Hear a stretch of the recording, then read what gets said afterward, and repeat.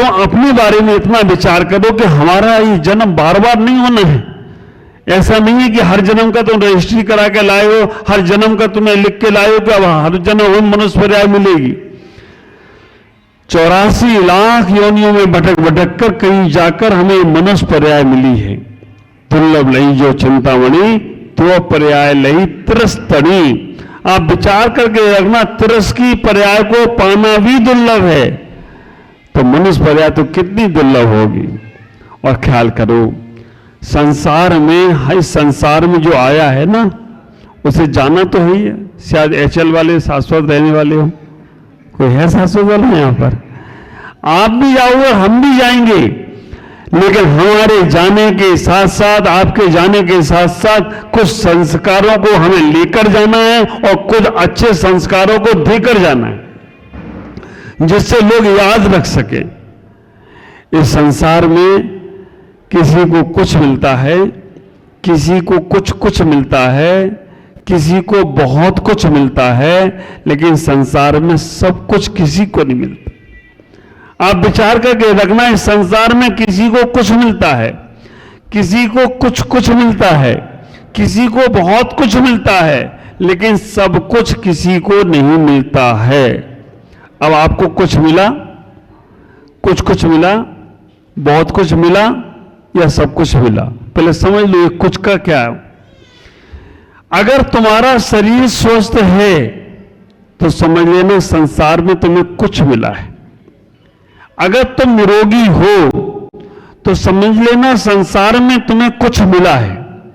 अगर तुम्हें दवाई नहीं खाना पड़ रही, पहले का जमाना होता था घर में चौकी में या भोजन की डाइनिंग टेबल पर, किचन के अंदर डब्बा होते थे, नमक का डब्बा, चीनी का डब्बा, घी का डब्बा, तेल का डब्बा, मसाले का डब्बा। आज कौन सा नया डब्बा आ गया? दवाई का डब्बा। सारे डब्बा ना हो तो चलेंगे, लेकिन दवाई का डब्बा नहीं हो तो नहीं चलने वाला है। ख्याल करो, पहले तुम्हारी पॉकेट में पैसे होते थे, है ना, जरूरी कागज होते थे, संभाल कर रखते थे। आज क्या संभालते हो? दवाई का पत्ता संभालते हो। कुछ भी हो जाए, घबराहट हो जाए तो तुरंत तो गोली तो खा लेंगे। डायबिटीज बढ़ जाए तो बचपन में कंपट होते ना, चॉकलेट। आजकल कंपाउंडर कहता है कि चॉकलेट रखो 2-4, डायबिटीज कम हो तो हल्के चॉकलेट रख लेना मुंह में। बचपन याद दिला रहे हो तुम्हें। तो हम विचार करें कि अगर हम संसार में निरोगी हैं, स्वस्थ हैं, मैं उस व्यक्ति को सबसे अमीर समझता हूं कि जिसको बिना दवाई की नींद आ जाए और बिना अलार्म की नींद खुल जाए, जिसको कोई परवाह नहीं है।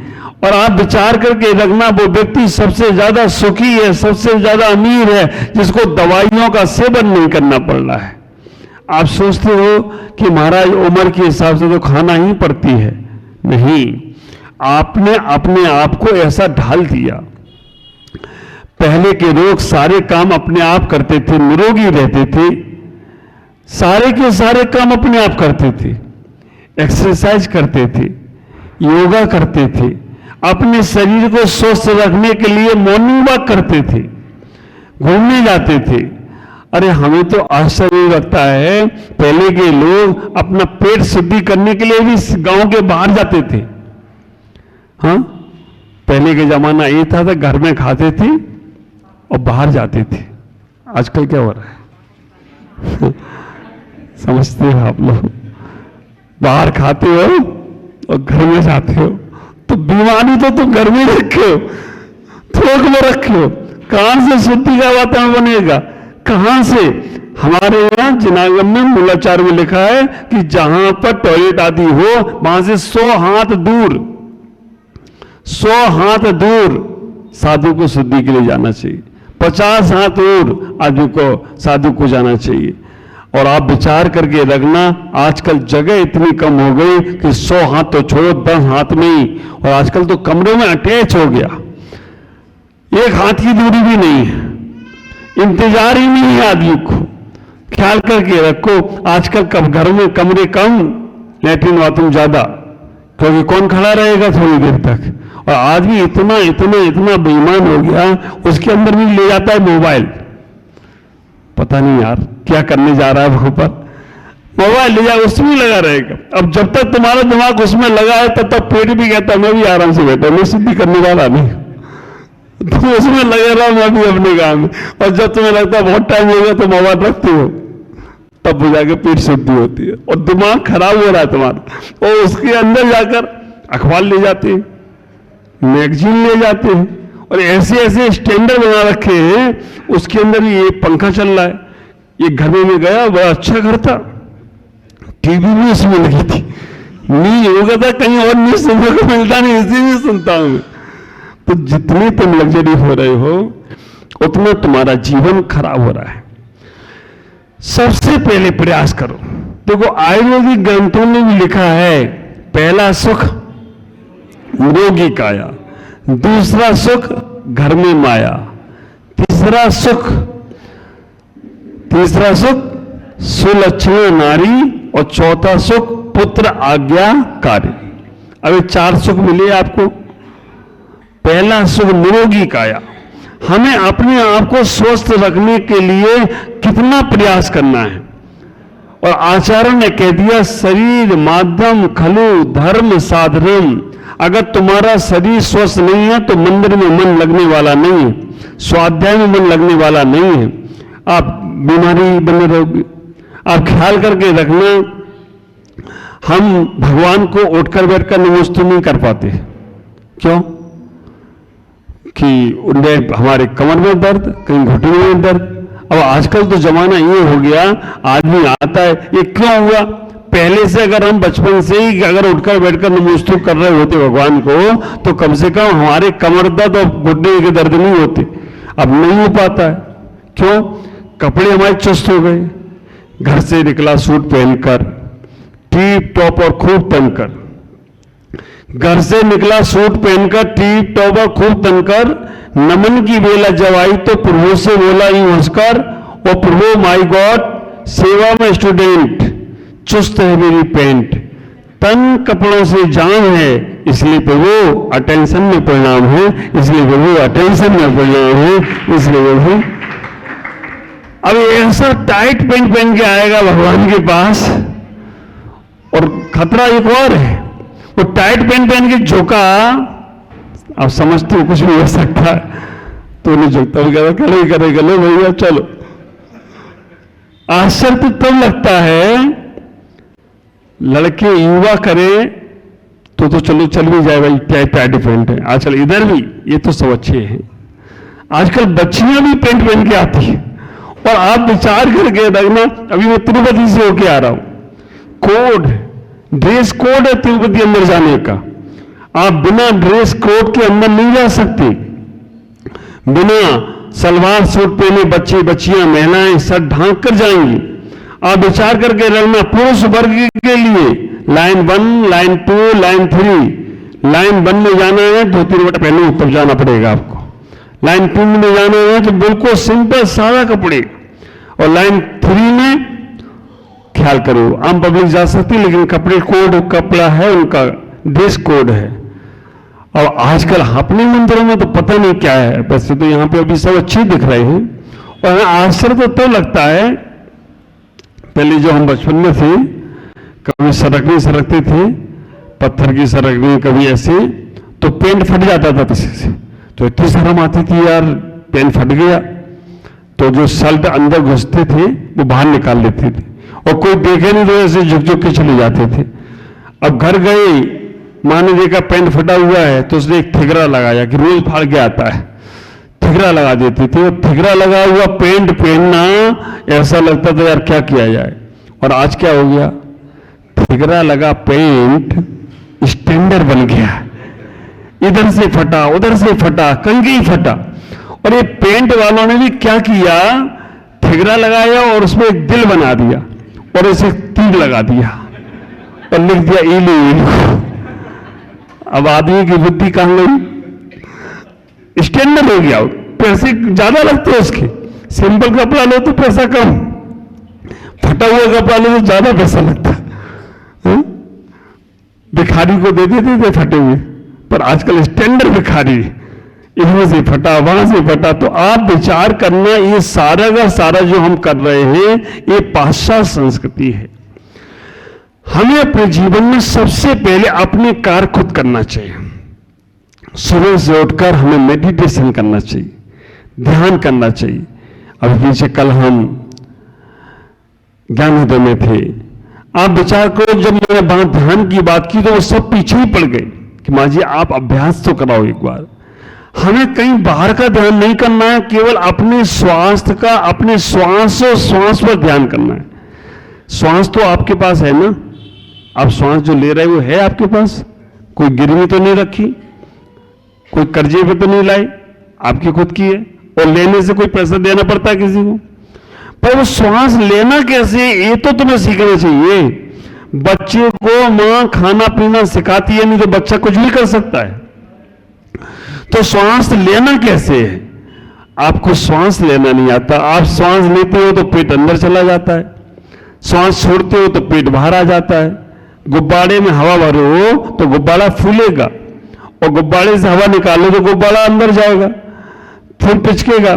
तो ये हमारा पेट का जो गुब्बारा है, श्वास लेते समय पेट फूलना चाहिए। आप लोग प्रैक्टिकल करके देखना कभी ध्यान। अभी तो आपको यही नहीं मालूम है कि श्वास कब आ रही है और कब जा रही है, क्योंकि फ्री फंड की मिली ना, ऑक्सीजन लगाना पड़ेगा। कोरोना काल में ऑक्सीजन नहीं थी, गैस सिलेंडर ही लगा दिया उनने एक ने, तो यार कुछ भी जो सिलेंडर नहीं मिल रहे हैं तो जो सिलेंडर लगाओ, कुछ तो होगा वाला।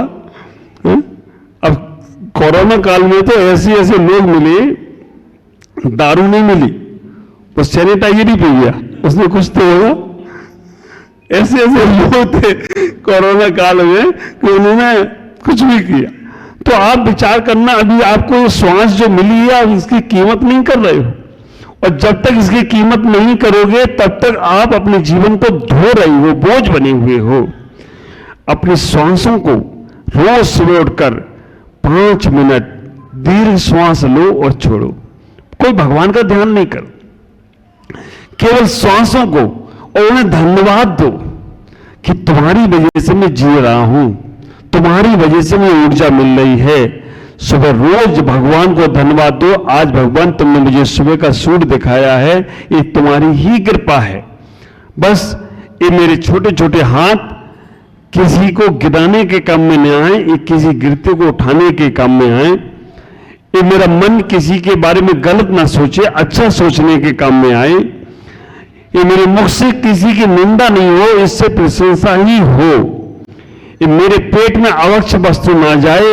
आप सुबह से अपनी इंडेक्स तैयार करो, सुबह से अपना मन तैयार करो, सुबह से मन को दिन भर में जो करना है वो सुबह से ही उस मन को समझा दो कि हमें ऐसा ही करना है, इतने बजे तक एक कार्य करना है, इतने बजे तक एक कार्य करना है। अगर आपने इंडेक्स सुबह से तैयार दिन भर की कर ली, आपका वो कार्य अपने आप सहज से आएगा, उसी समय होगा। और विचार करके रखना, उस काम में कोई मेहनत भी नहीं रहेगी। जैसे अभी आपको मालूम है कि हमें कितने बजे दुकान खोल जाना है, कितने बजे मंदिर जाना है, खाना कितने बजे भोजन करना है, कितने बजे क्या करना, आपको मालूम है। और जिस व्यक्ति की डेली रूटीन की चर्या बिल्कुल फिक्स रहती है, बदलाव नहीं होता है, वो व्यक्ति जीवन में बहुत सफल होता है।